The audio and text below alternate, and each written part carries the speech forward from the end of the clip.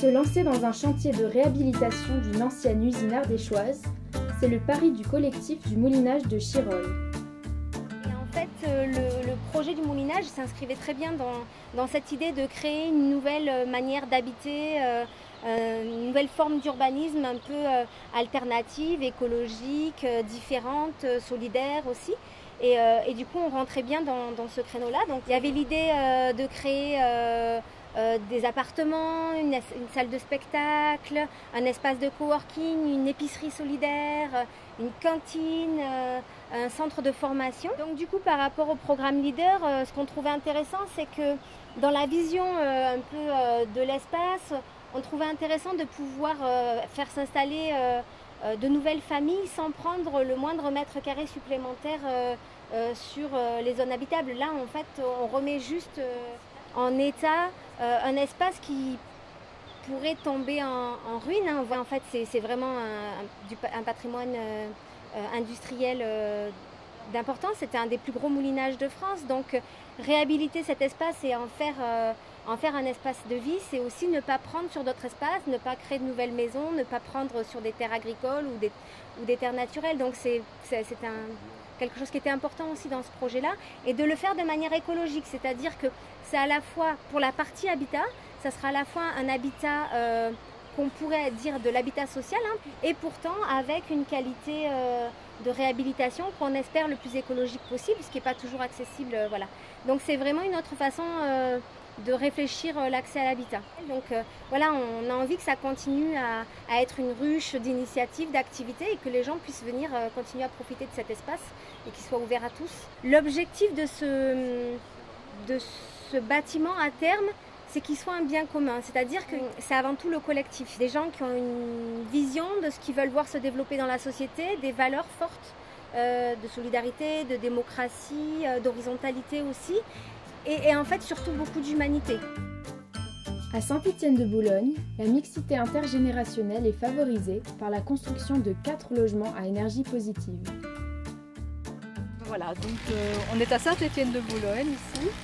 Et donc on est en train de construire des logements pour des personnes âgées qui sont habitantes de la commune, mais qui, pour des raisons évidemment de santé et qui deviennent un peu moins mobiles, doivent déménager de chez elles. Et au lieu de les envoyer dans des maisons de retraite ou de les envoyer dans des immeubles dans Aubenas, le maire a une démarche qui était vraiment super sympa, c'est d'essayer de les garder sur sa commune, auprès des leurs, auprès de leurs racines, et de construire des logements. Et l'objectif qu'on a voulu suivre, c'était donc de faire des bâtiments résolument éco-responsables, donc qui vont utiliser des matériaux biosourcés comme de la paille, du bois, mais en même temps on est sur du logement social, donc il fallait quand même respecter au maximum les objectifs financiers. Ce qui a vraiment été extraordinaire dans cette expérience Leader, c'est que ça permet vraiment, je suppose aussi pour la maîtrise d'ouvrage, mais je vais parler en tant que maître d'œuvre, d'avoir la possibilité, d'avoir les moyens d'aller au-delà de ce qu'on fait habituellement. Parce qu'on est soutenu, mais financièrement, mais également, je dirais, on est soutenu au niveau recherche, au niveau essai, au niveau échange, grâce à toutes ces réunions de comité de pilotage où on retrouve tous les porteurs de projets. Il y a des échanges, des soutiens, des aides, et ça nous pousse à aller au-delà, ça nous pousse à vraiment relever des défis. Et dans ce cas-ci, c'est un peu ce qu'on a fait, quoi, parce que faire du logement social avec un tel niveau de qualité écologique, c'est pas courant. Et faire du logement social pour des gens qui habitent ici à Saint-Étienne-de-Boulogne, c'est une réussite, surtout dans ce niveau-là de qualité. Rendez-vous à Beaumont, un village de 250 habitants qui ose sortir des chemins battus.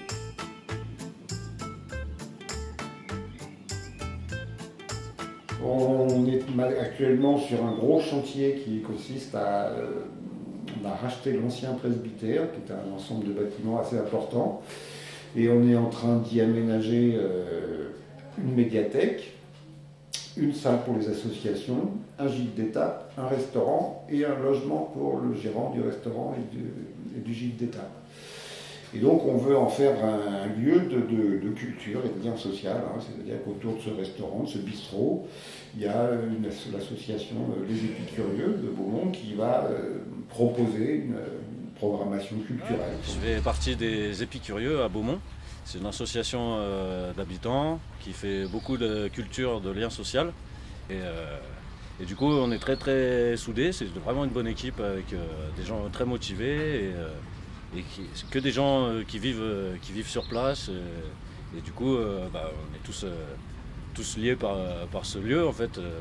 L'appropriation. Je pense que tous les habitants de Beaumont se sont appropriés peut-être de manière différente ce lieu, ont des attentes différentes, mais c'est un lieu qui va permettre beaucoup de possibilités. C'est pas fermé. Rien n'est figé en fait. Pour l'accueil, une certaine période de l'année, on a des projets clairs, mais après, autour de ça, il peut se rajouter énormément de choses. Et là, ça va être la créativité des habitants ou des personnes qui vont venir tenir ce lieu. L'Ardèche recèle un patrimoine paysager et architectural magnifique qui a été peu abîmé. Et il faut à tout prix le préserver. Et pour le préserver, il faut qu'il y ait des habitants, mais pas des résidents secondaires. Il faut vraiment des habitants, des jeunes qui auront des enfants et qui ont des projets de vie. Et donc tout ce patrimoine qui existe, il est vraiment important aujourd'hui de mettre les moyens pour le rénover, le restaurer et le mettre au goût du jour. Et c'est ça qui va être très compliqué, c'est arriver à le rénover, mais pas seulement faire des rénovations thermiques, mais faire vraiment des éco-réhabilitations où on prend en compte tout ce patrimoine et on essaie d'en extraire ce qu'il y a de plus important et essayer de le conserver parce que ce sont nos racines. Mais à côté de ça, apporter tout le confort, apporter la fonctionnalité qu'il faut pour que des jeunes et des habitants aient envie de s'installer ou de rester. Toujours à Beaumont, la commune a décidé de mettre à disposition des habitants une voiture électrique autopartagée. Le projet Roule ma poule voit alors le jour. Grâce aussi au programme Leader qui nous a aidé à financer ça, on a acheté une voiture électrique qu'on a mis à disposition de la population, un peu comme Autolib à Paris, mais sauf que là c'est autogéré, c'est-à-dire que c'est les gens eux-mêmes, les utilisateurs qui gèrent la voiture électrique. Et bon, ça permet aux gens d'avoir une voiture neuve, en bon état, pour pas cher, à disposition. Autour d'Aubenas, le Bricobus sillonne le territoire afin de former et d'accompagner les habitants dans l'auto-réhabilitation de leur domicile. Cela permet de lutter contre le mal-logement, l'insalubrité et la précarité énergétique.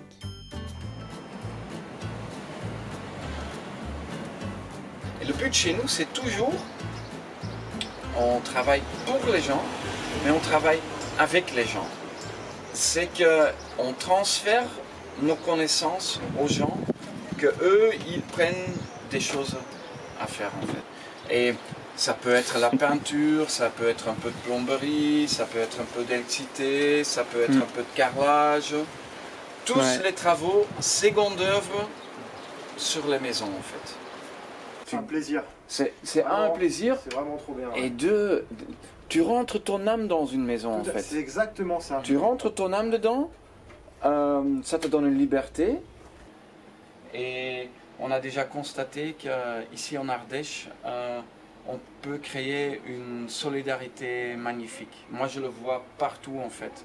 Et pour vous expliquer, les compagnons bâtisseurs, ils interviennent chez les gens pour des projets, pour une amélioration de l'habitation. Et on peut intervenir entre un jour jusqu'à une semaine en fait. On a pour les gens un budget, 500 € pour les locataires, 1000 € pour les propriétaires. Alors j'ai rencontré Joken il y a 3 semaines de ça chez mon fournisseur, puisque donc j'ai mis de la laine de chanvre, donc un matériau biosourcé fabriqué en France, pour la rénovation de mon logement, maison individuelle que je fais moi-même pour raisons économiques. Et c'est vrai que je butais un petit peu pour la ventilation du logement parce qu'il n'y en a pas. Et ça, je ne sais pas le faire, je n'ai pas ni les matériaux, ni les machines, ni le savoir. Et c'est vrai que le Bricobus est venu m'aider à ce niveau-là, parce que je ne peux pas non plus prendre, pour raisons économiques, des artisans. Et c'est là où le Bricobus m'apporte son aide et son soutien donc sur ce chantier de rénovation. Valorisation du patrimoine bâti, éco-construction ou encore savoir-faire professionnel sont autant de nouvelles pratiques à partager avec les habitants. Normalement, on sait que c'est... Ah oui, on a la marque. Voilà, on a